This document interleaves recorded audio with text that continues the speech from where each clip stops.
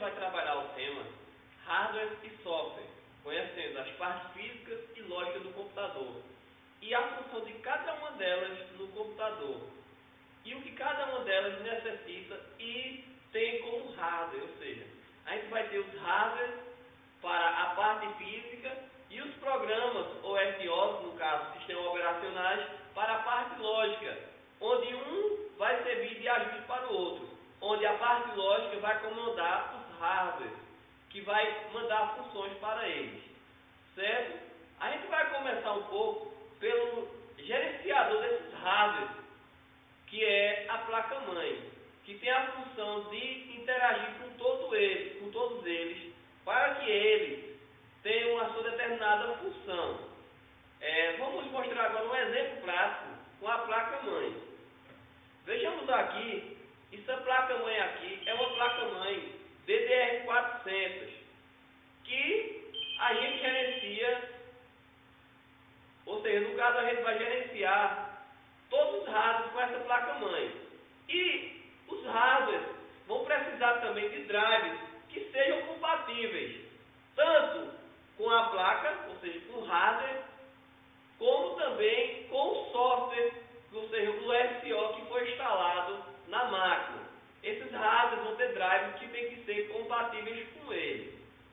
A gente também vai ver aqui a função desses hardwares na placa. Vejamos só, a gente tem aqui esse ventiladorzinho aqui. Só que isso aqui não é um ventiladorzinho comum que a gente usa em casa, mas sim um ventilador que vai servir para resfriar o processador.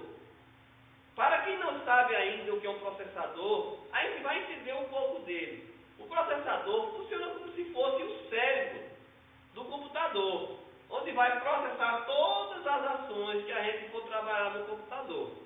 Por exemplo, se eu digito uma letra no meu teclado, a gente vai, primeiramente, ela vai processar para me dar uma saída. Vejam só, retomando um pouco a aula, a gente vai entender agora, vou só exemplificar um pouco sobre os hardwares de entrada, saída, processamento e entrada e saída, para ver as funções deles, para a gente ir primeiramente para conhecer os meios. Vejam só, a gente nesse processamento, a gente tem os hardwares de entrada. O que é um hardware de entrada? O hardware de entrada é aquele que entra com os dados no determinado computador. Um exemplo dele poderia ser, ou simplesmente o teclado. O teclado é um hardware de entrada, no qual eu vou entrar com dados, com ele, para que o processador leia, ou seja, o processador em si é um hardware de processamento. O nome mesmo já quis dizer que é um hardware que processa os dados que é inserido no computador. E a partir desses dados, a gente já conheceu o hardware de entrada, que é o teclado, o hardware de processamento, que é o nosso processador. Para que a gente tenha uma saída, a gente precisa de um hardware de saída.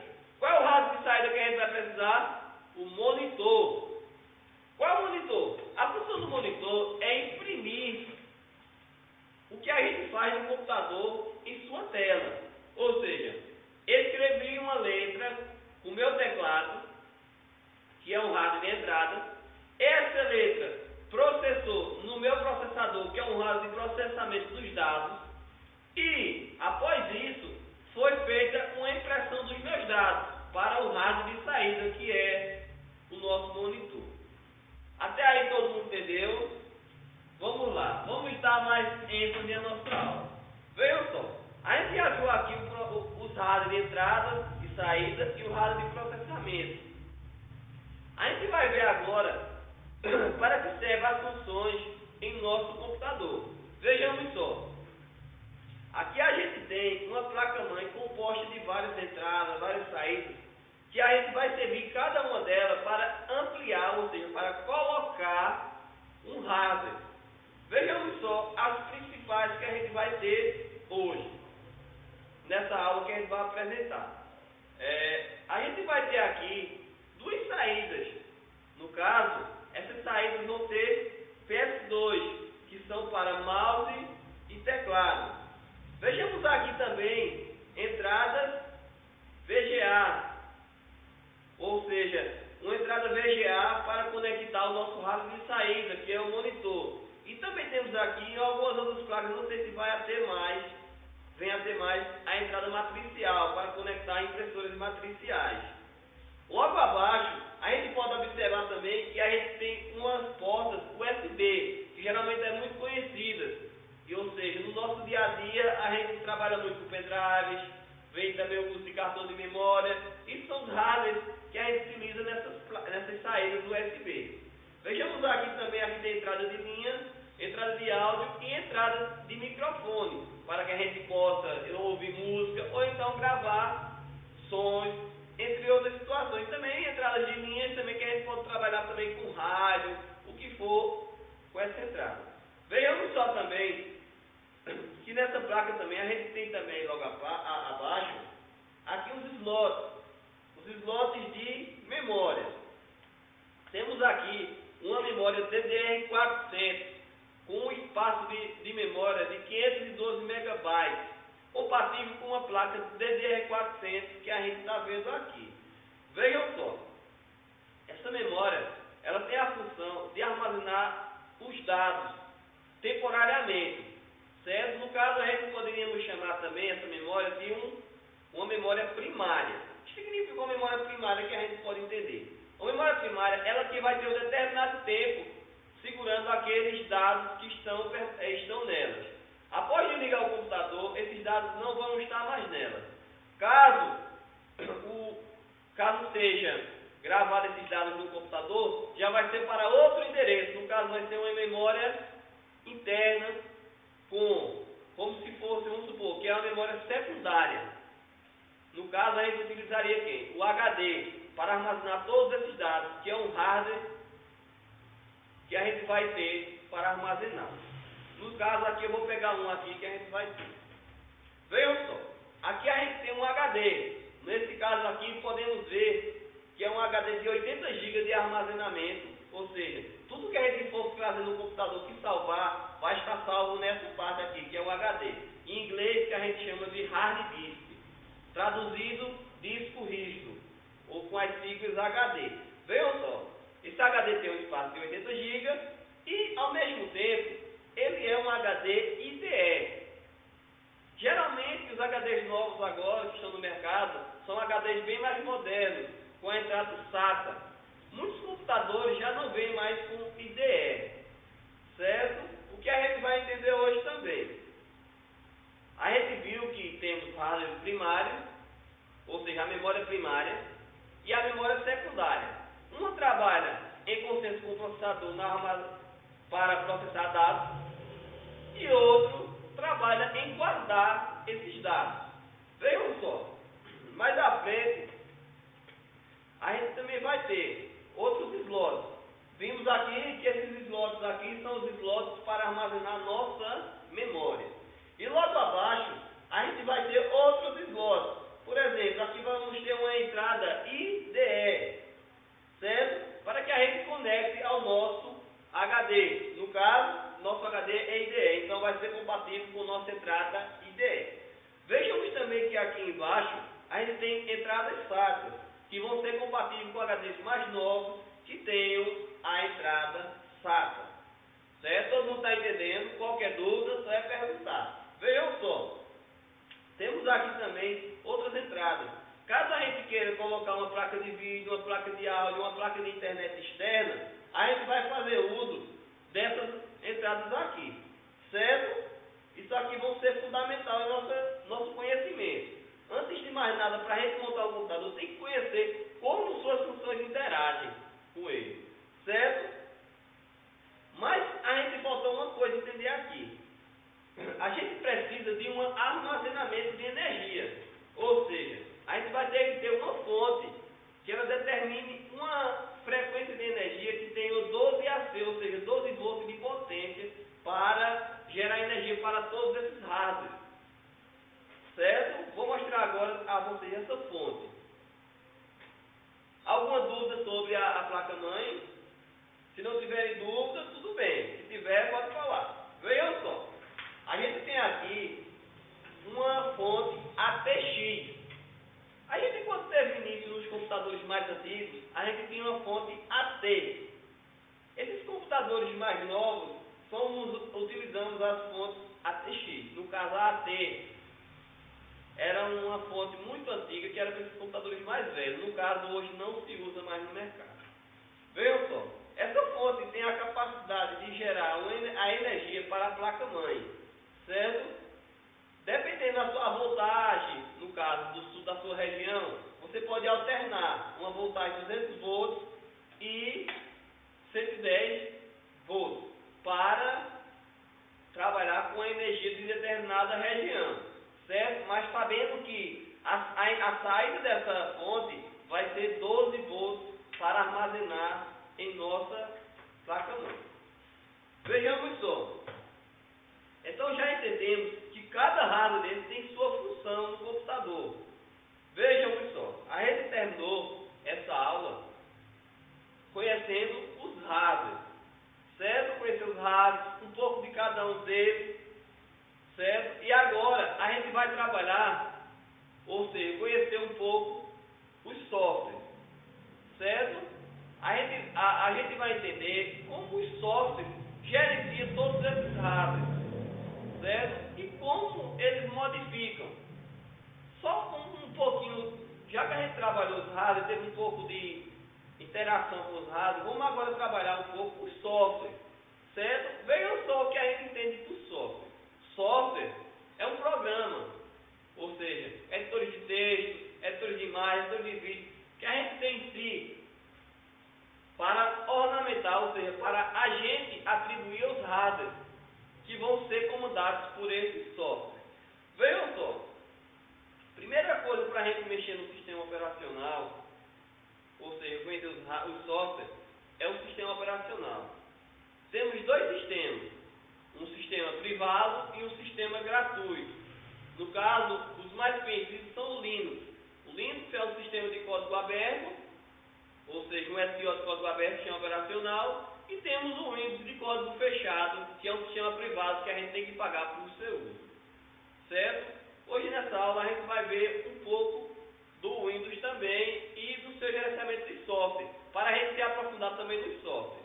A gente conheceu um pouco de hardware, o tempo é curto, mas a gente vai ter só uma parte básica dos softwares, dos hardware, e agora vai conhecer a parte básica dos softwares. Agora eu vou deixar com o Márcio para ver essa parte com vocês. Bom, dando continuidade, né, à aula que antes falou sobre o hardware, a gente vai ver agora um pouquinho de software. Para entender o software, são programas, né? O hardware é a parte física do computador, onde a gente pega, e o hardware são aqueles programas que fazem o computador funcionar, né? Ele gerencia, né, todos os programas do computador. Então existem dois tipos de software, como antes falou, que é o Linux educacional e o Windows. O Linux educacional é gratuito, livre, né? E o Windows a gente tem que pagar por ele. É um sistema privado, certo? Então, aqui a gente tem o sistema operacional Windows 7, né? Que é da Microsoft, é pago, né? E a gente vai conhecer um pouco dos programas, né? Então, o programa que a gente pode utilizar nele é o Ink, que é o de desenho, né? Para a gente pegar uma intimidade, né, com o mouse quem tem dificuldade. Podemos também utilizar outro software, que é o processador de texto. Processador de texto pode ser o Windows, né, que é da Microsoft, também é um sistema pago, mas também encontramos outros programas gratuitos, como o Foxhead, né, que é um processador de texto livre, certo? Então vamos aqui, temos também o software, o antivírus, que a gente precisa colocar no computador, né? Para proteger nosso sistema, Para proteger nosso sistema, né? Temos o navegador de internet, que pode ser Mozilla, Firefox, né? Pode ser o Google Chrome e outros navegadores que existem por aí, né? Internet Explorer, né? Opera, Safira. Então existem vários programas que a gente acessa a internet através dele. São chamados de navegadores, certo? Aí, pessoal, também a gente pode entender também essa questão do software, código fechado e código aberto. No caso, são dois SOs, traduzindo operacionais diferentes. Quando a gente utiliza o Windows, a gente vai pagar por essa cópia e todos os programas, ou seja, quase todos os programas, vão ser pagos. Alguns a gente pode encontrar gratuitos, mas outros não. Mas a partir do momento que precisa de atualizações para uma versão mais atual, a gente vai ter que pagar por ela.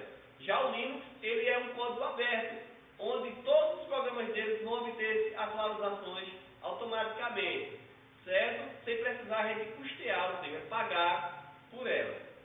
A gente pode também ver no Windows que ele é a plataforma mais prática para trabalhar, mas compensação a gente tem que pagar por ele.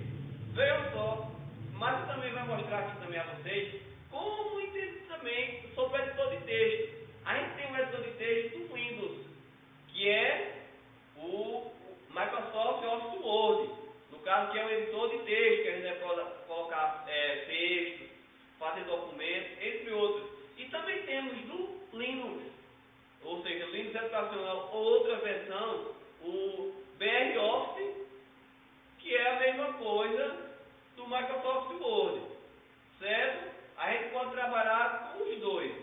Vejam só, o mais fundamental aqui nessa aula da gente é que a gente entender como esse software gerencia todos os aplicativos, tanto no Windows ou no Linux.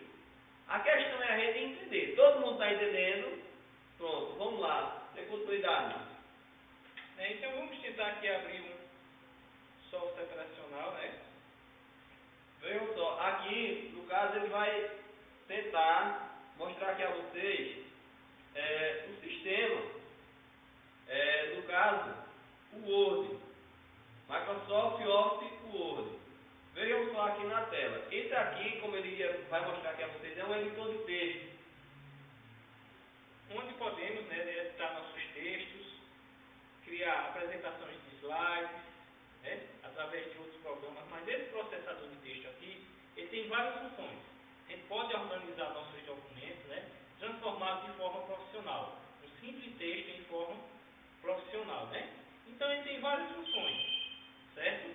A gente pode aumentar, diminuir as letras, colocar imagens, certo? Parágrafos, né? Mudar a cor da fonte. Então existem várias funções no Word que a gente pode utilizar no dia a dia, certo?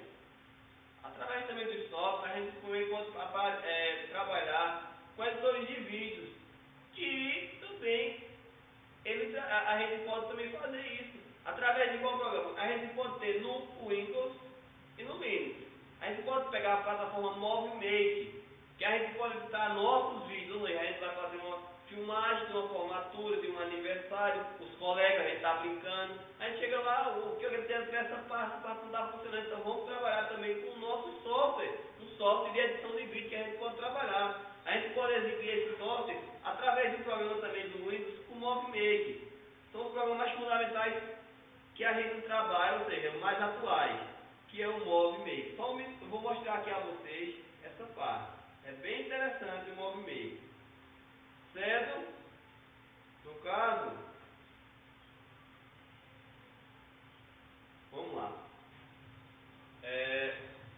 O MovieMake é um programa de edição de vídeo que a gente pode cortar essas partes não interessantes. E também pode colocar efeitos em nossas imagens, em nossos vídeos. Ou seja, ele além de ser editor de vídeo, ele vai ser editor de imagem. E a partir de vídeos e imagens, ele também pode colocar um fundo musical ou então um fundo de cores. Depende com a criatividade da gente. Vejam só como é importante os softwares também. Vejam que a partir deles é que a gente pode gerenciar os hardware para mandar comandos para eles. Vejam só, a partir do momento que eu utilizo um hardware, eu posso trabalhar o quê? Diversos softwares. Vamos supor que eu pegue meu teclado aqui. Peguei meu teclado, vou abrir um software. Então ali eu vou digitar uma letra, digitar um número, que eu possa imprimir depois. Ou seja, tanto eu posso imprimir numa tela, como imprimir numa impressora normal. Certo? É bem interessante essa parte dos softwares. Então vamos entender também que os softwares são fundamentais no nosso dia a dia. para o gerenciamento comercial, programas de disciplinas, que as multidisciplinares, no caso, você pode utilizar para estudar, programas de vídeos, de texto, de imagens, certo? Programas matemáticos, isso aí vai depender da necessidade de cada um. Veja como é interessante. Ou seja, o nosso hardware e software são fundamentais para a gente ter conhecimento antes de usar. Porque quando a gente tem o conhecimento deles, a gente vai bem mais longe. E cada vez mais estão tendo evolução no mercado. Tanto seja no trabalho, em casa, na escola, entre outros lugares. Eles são fundamentais. E cada vez mais, tanto o hardware como o software vem evoluindo de acordo com que nós, usuários, tenham uma visão e uma comodidade melhor com esse sistema e com seus hardwares. Pronto, né? Então, com isso, a gente termina nossa aula, né? Essa é a nossa primeira aula de hoje, né? E na próxima aula, se vocês tiverem dúvida, né? Notem aí, para depois perguntar e a gente esclarecer melhor sobre essa parte de hardware e de software, certo? Estamos despedindo essa aula. Qualquer dúvida na aula anterior, vocês podem tomar as suas decisões e perguntar a gente, notem direitinho, para a gente tirar todas as dúvidas. Bom, por hoje foi só, todo mundo dispensado. Obrigado e até a próxima. Se Deus quiser.